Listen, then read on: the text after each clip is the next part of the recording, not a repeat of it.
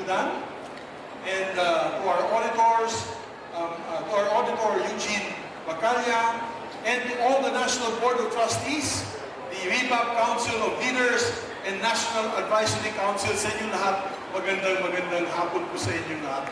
You know, sorry I'm a bit late. Galing po kaming budget hearing, and budget hearing po tayo ngayon for the national budget. We just finished the budget of the DPWH, and after this afternoon will be the Department of Justice. So, medyo busy po kami rin sa Senado. But never too busy to be with all you guys. First of all, I'd like to greet all the real estate brokers. Before anything else, I want to congratulate REBAP for successfully organizing this general membership meeting.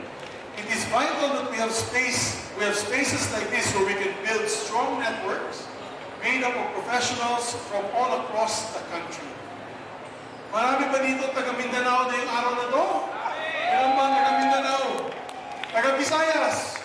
Marami din, taga Luzon? Metro Manila? All over the country. That's fantastic.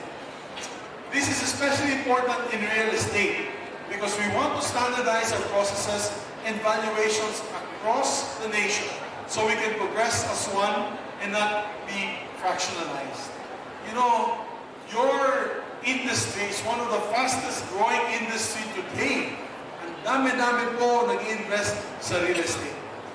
I'm so glad to be able to join all of you today because I really believe that as an emerging market with a growing middle class, in an influx of huge investors from all sorts of industries, we are at the brink of seeing considerable growth in the real estate industry. There are so many prime opportunities for us to seize and expand on. We just need to be in agreement on how we take full advantage of these opportunities. As you probably know, 50 to 75% of our nation's wealth lies in real estate. And as much as we really need to create a coordinated effort to maximize our existing real properties, our incoming development deals, and our taxation. Well, you know, as I said earlier, 50 to 75% of our nation's wealth lies in real estate. Well, the number one richest person in the Philippines happens to be in real estate. And she's also my partner in the Senate, Senator Cynthia Villar. This year's theme, the Philippine government and Filipino brokers on real estate globalization, gives me confidence that we are all on the same page.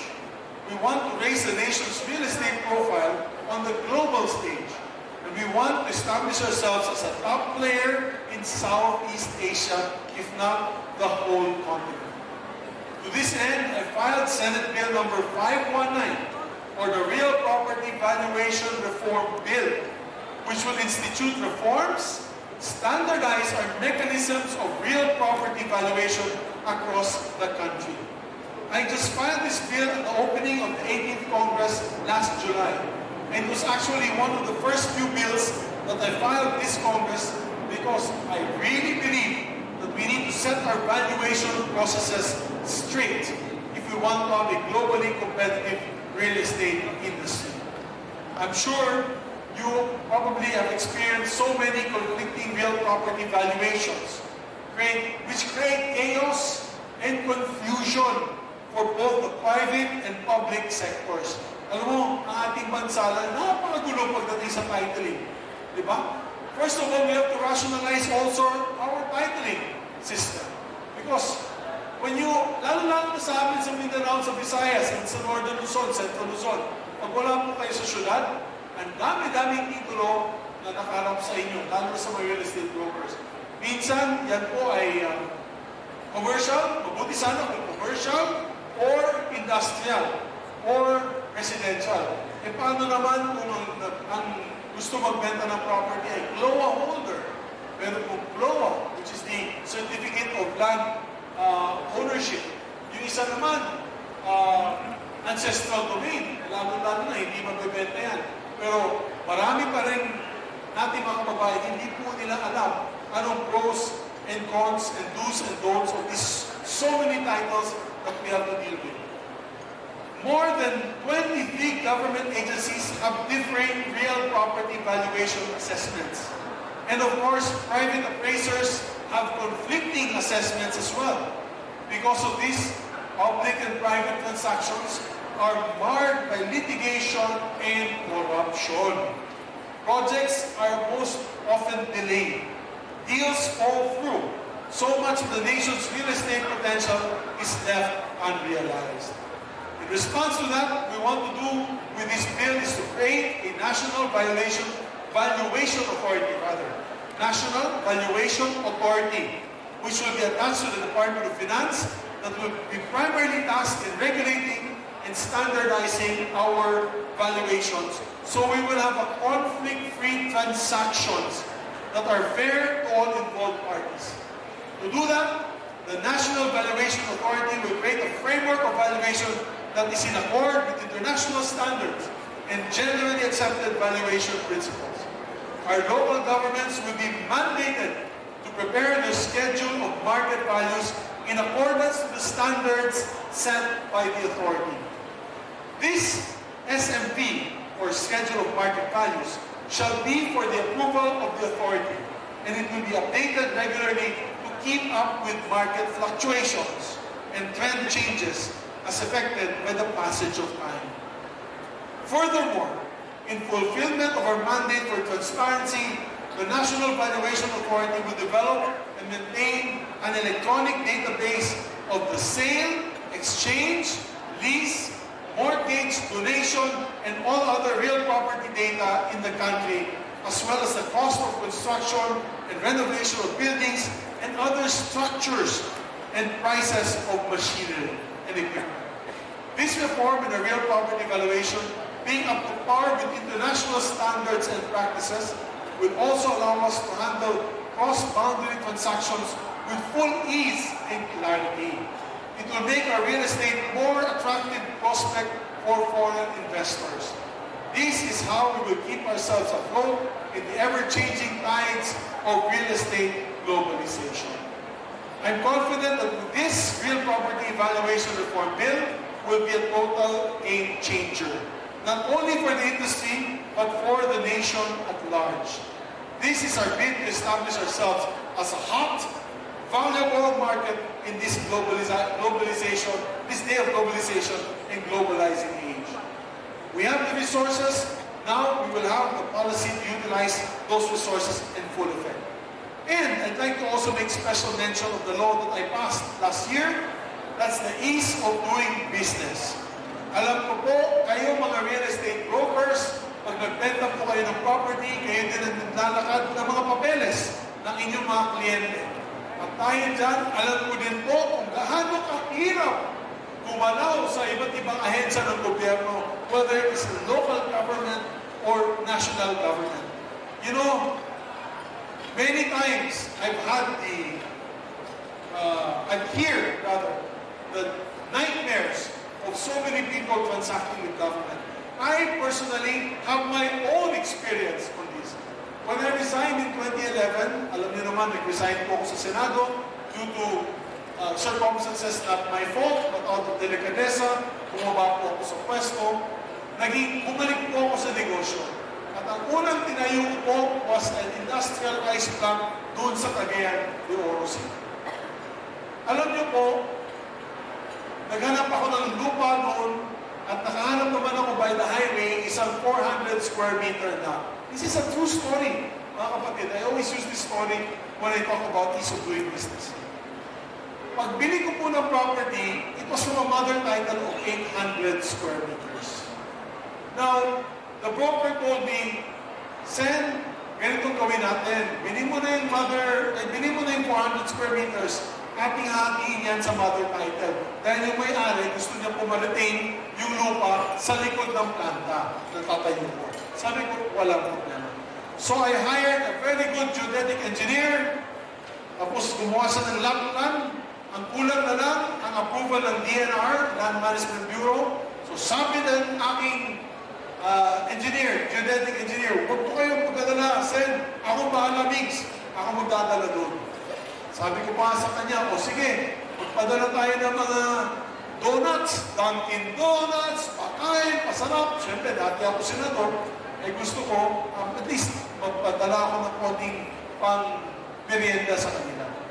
So, walang problema. Pinahin po niya para sa approval of the LAP plan. 1 month followed, 2 months followed, 3 months followed. Walang galaw. Sabi niya sa akin, Sen, tama-tama. Birthday party ng isang taga doon sa kusina nila. Padala tayo ng lechon, baka naman gumalaw. So, padala ng lechon. 2 lechon! Mahal pa naman ang lechon. Wala pang ESF nun eh. Wala pang African swine flu. Pero, nagpadala tayo ng lechon. Diyos ko po, kala ko lalabas ng papeles. Eh alam mo, hindi naman po tayo makatransact sa bangko. Why? I could not approve my loan because I had no title. The title is needed for collateral. Diba? Ang dami-dami mga papeles na hindi ko makuha sa City Hall dahil kailangan po ng kopya ng titulo. So talagang nakabinbin po, walang galaw yung ating planong negosyo. And you know, when I said it, after that, 2 months pass, wala pa rin. Parating na December. Sabi ko, disgrasya, baka lechon baka na to. Sabi ko, aba, paglapit sa akin ng geodetic engineer, nagkakamot ng ulo, hindi niya alam bakit daw hindi gumagalaw, mahaba daw yung mga papeles. Nandun daw ako sa gitna. Baka daw may magawa tayo para mapabilis. Diyos ko po. Tinawagan ko na lang, nakalimutan ko pala, may mga kaibigan pa pala ako sa DNR, working in government for so long. So I called up, may pinsan po ako sa DNR, tinawagan ko yung pinsan ko. Sabi ko, pinsan, ganun ba ang patakaran sa DNR na yun? Napakatagal ng mga papeles na lumabas. Sabi sa akin, hindi pinsan. Tawagan ko na lang yung RD. Dahil yung RD makatulong sa'yo. Sabi ko, sino mo RD? Si Ruth, tawag-tawag. Sabi ko, oh, si Ma'am Ruth, kilala ko yan. Siya dating RD ng region namin, so I knew her. So I called her up. Hindi po siya nagpapadali yan. Hindi siya yung nagpapadali. Low League Government Office lang to, or Office ng DNR. So I called her up and I said, Ma'am Ruth, uy, Sir Mix, kamusta ka na? How's private life? Sabi ko, ito, nagde-negosyo, but I need your support. Sabi ko, bakit, Sir? No problem. Ma'am, meron akong pinapa-approve na lot plan. Dahil nakabili ako ng lupa sa Cagayan de Oro. Sabi niya sa akin, talaga? Sige, gaano kalaki yung property? Sabi ko, 400. Sabi niya, 400 hectares? Sen? Sabi ko, hindi ma'am, 400 square meters. Sabi, nagulat siya, kumuntik sa mahulog at malaglag sa kanyang upuan sa hiya. You know what? The next day, my papers came out. But the point is, do we need to know somebody from government actually get your papers moving? Diba? Kapag gano'n, dapat kilala mo si Mayor, kilala mo si Congressman, kilala mo si RP, para lumabas sa mga papeles mo. That should be a thing of the past. And that is why I told myself, if God will give me the opportunity to serve the people once again, I will make sure that we pass a law na mawawala na po itong klaseng red tape at mga momoto kung ano-ano po, mga fixers. Kaya, naipasan natin yung Ease of Doing Business Act. It's already a law. And I want you to know, first of all, what is it all about? My friends, there are now prescribed periods of time for your transactions with government. Alam ko marami sa inyo, you deal with barangays, you deal with the municipalities, with the cities, and national government agencies.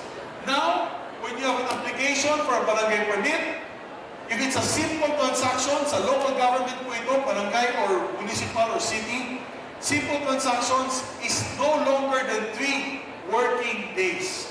3 working days, sa batas po yan. Complex transactions, yan po yung pangangailangan po ng municipal or city engineer na bumisita, dahil baka may fire hazard, titignan nila.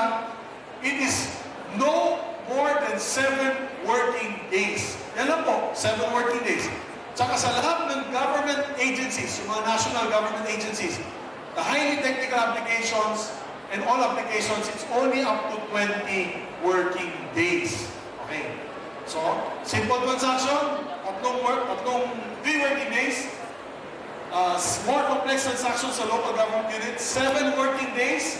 And for national government transaction, no longer than 20 working days. You must know your rights. Now, pag hindi nila ginalaw yung anyong application, let's say you submitted your application for barangay clearance, or municipal city clearance, permits and licenses. Within that prescribed time, they do not release your papers. It is automatically deemed approved. There's an automatic approval. Palakpakan po natin yan. Kasi kung hindi nila i-approve yan automatically without reason for extension, for application, or denial, then they are in violation of the law. I will give you the violations in a bit. We also put there that the Bureau of Fire may special, wala naman taga-Bureau of Fire. Wala naman siguro. Pero meron po tayong special provisions of Bureau of Fire. Sa Bureau of Fire, maximum number of days for processing and issuance of fire safety, evaluation clearance, or fire safety inspection certificate is only up to 7 working days. Itong araw lamang po, dati buwan-buwan maghihintay ka. At hindi sila gagalaw kung hindi mo bibilin yung kanilang fire extinguisher. Tama. Tama? Yes. Palapayan tayo na! Mabuhay ang ating Bureau of Fire. Bawal na po yan yun. Nakalagay talaga sa batas. Nakalagay sa batas na bawal. Diyan, personnel of the Bureau of Fire Protection are prohibited from selling or recommending specific brands of fire extinguishers and other fire safety equipment. Nakalagay sa batas. So they have no choice. Within 7 working days, they must assess the property and come out with the clearance. Wala na pong patagalan dahil gusto nilang benta sa inyo ang fire extinguisher nila. Buti sana kung mura yung fire extinguisher. Okay lang po pag market value. Pero minsan, times 3 ang kanilang fire extinguisher. Kaya, yan. Alam ko na. Dinaanan ko lang lahat yan. Kaya, ito po ang mga violations. Refusal to accept your request or application with complete requirements being submitted by a client without due cause. Violation yan ng batas. Imposition of additional requirements other than those listed in the Citizens Charter. Bawal din yan. Yung Citizens Charter, mga kapatid, yan po ay nilalagay sa place of transaction and in the internet website of the government agency, whether local or national. Lagyan natin, 1 to 10. Diba? 1 to 10 yung requirements. Nakalagay doon. Hindi na po pwede nilang i-amend yun. At sabihin sa'yo, naku, may kulang ka pa. Sabihin mo sa kanila, nabigay ko na lahat. Hindi kulang pa rin ito. Ano yan? Saan galing yan? Alam mo naman, pagbalik mo na naman, dala yung requirement yan, may kulang na naman. Hanggang kulang na kulang sa inip mo, sabihin mo na lang, ano ba magagawa ko para makumpleto na? At dyan na ang lagay. Dyan na po yung lagayan. Bawal po yan. They can no longer give you additional requirements. Number 3, imposition of additional cost not reflected in the Citizens Charter. Magdadagdag sila ng fee or some sort of monetary requirement that is not required under the Citizens Charter. Under the list, failure to give a client written notice of the disapproval of an application or request. Bawal din yan. Failure to render government service within the prescribed processing time or any application or request without due cause. Kasi meron din po sa local government, pag bisita mo, dala-dala, hindi ko po alam kung nangyari na po sa inyo to, dala-dala ninyo yung papeles for the permit or for the license or certificate. At sasabihin nila, ay, mamaya na, nagmamanicure pa ako. Pedicure. Bawal ko yan. Pag sinabing, bumalik ka na lang dahil masama ang araw ko, bawal din yan. O sasabihin nila, ayaw ko mukha mo, para masungit ka. Huwag ka na, bumalik ka na lang bukas, bawal mo yan. So you must know your rights. Failure to attend to clients who are within the premises of the office or agency concerned prior to the end of official working hours and during lunch break. Bawal yan. Wala na pong lunch break na yun. Under the ease of doing business, they have to take shifts to be able to give efficient government service. At last two, failure or refusal to issue official receipts. Bawal na yan. Once they give your application, there will be a barcode. They will stamp the barcode on your paper, and that starts the clock on the 7 days to 20 days or the 3 working days. And finally, fixing or collusion with fixers in consideration of economic and other gain or advantage. Bawal din po yan. Ano pong penalty? You may say, dati may anti-red tape law naman tayo. Totoo po yun. Pero the penalties then were just a slap in the wrist. There were only suspensions, warnings, reprimand from the Civil Service Commission. Now, what are the penalties? First offense, administrative liability with 6 months suspension without pay. First offense na yan. We only have a 2-strike policy. Ibig sabihin, dalawang offense na yan, mga kapatid. First offense, 6 months suspension without pay. Second offense, which is the final offense, administrative liability, criminal liability, dismissal from service, perpetual disqualification of holding public office, forfeiture of retirement benefits, and imprisonment from 1 year to 6 years with a fine not less of 500,000 to 2 million pesos. Palakpakan po natin yan. Medyo mabigat po yan. And then to monitor this, baka magtatanong po kayo, sino mamamonitor niyan? Baka isa na naman batas na hindi ini-implement. Mga kapatid, meron po tayo itinayo na Anti-Red Tape Authority. Napapanood din na po siguro sa news si Mr. Director General Belgica. Hindi po, kapatid niya po yung sa Philippine Anti-Corruption Commission. Ito yung si Jeremiah Belgica, yung head ng ARTA, Anti-Red Tape Authority. We created the ARTA similar to, napanood niyo na ba yung pelikula ni Robert De Niro, siya po si Al Capone? Di ba? Alam mo yung Untouchables? Para mahuli siya. Tama, mga kaedad kasi tayo lahat dito. Yung mga bata, pag sinabi ko, hindi na, ano yun? So, ito yung pelikula na nandyan si Robert De Niro, nandyan si James Bond, sino ba yan? Nalimutan ko na si Sean Connery. And they had to create an untouchable, an office that was untouchable para mahabol po nila itong mga kriminal na ito. So this Anti-Red Tape Authority is similar to the untouchables. And meron na po mga numbers na binigay, internet addresses where you can get in touch online with the Anti-Red Tape Authority. All you have to do is magsumbong lang kayo. You can be anonymous at sila na po gagalaw ito lang. And they will also be the one to file the cases needed with the Ombudsman and other agencies. Kaya ito na po yung ease of doing business natin. Ang kagandahan po nito, know your rights because your rights will protect your businesses and yourselves from this type of red tape, abuse, and corruption. So in closing, my friends, together, we can really work towards a stronger real estate industry and a more globally competitive Philippines within the next few years. Kami po sa Senado, handa tumulong sa inyong lahat para lalong gumanda, lalong lumakas ang real estate industry sa ating bansa. So, with that, mabuhay mo, ang RIMAC, mabuhay po tayo na. Thank you very much. Thank you. Real Estate Brokers Association of the Philippines, major sponsors. BPI Family Housing Loan, Federal Land, keeping you in mind. SMBC, DMCI Homes, feels real good to be home. Green Art, Prima Properties, making room to build your future. Solar Resources Incorporated, your home, our commitment.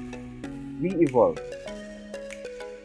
We also like to thank Brittany, Camellia, Coho, Lumina Homes, Robinson's Homes, Urban Properties Philippines Incorporated, Cathay Land, Wecom Developers Incorporated, VV Sullivan Realty Corporation, CDC Homes Development Ventures Incorporated, Moldex Realty, Hotel 101, Altus Capital, Isaac Holdings Incorporated, Carousel, Sun Life Financial, Conveyance, Ralph's Wines and Spirits.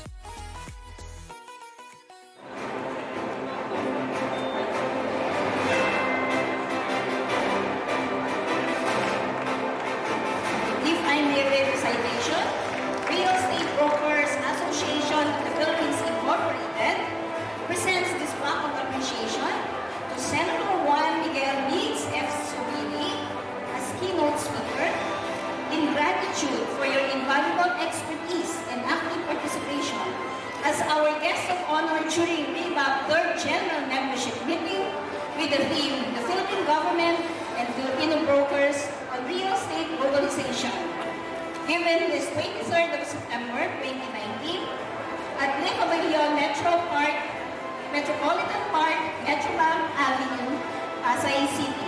Signed by CRB Nori Dotar, 2019 National Secretary, CRB Randy Christoph Berger, 2019 Chairman of the Board.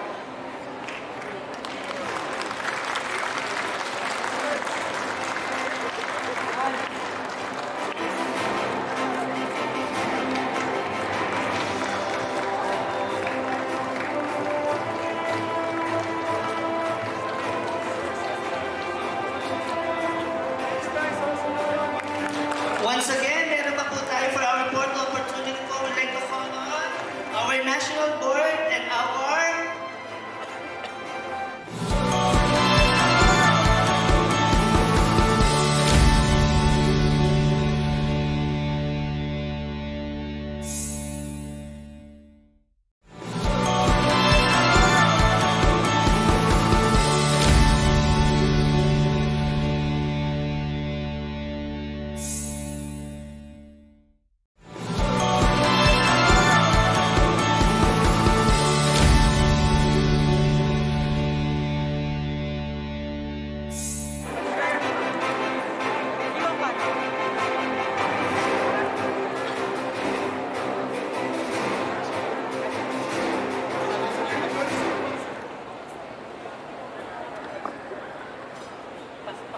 after which po lahat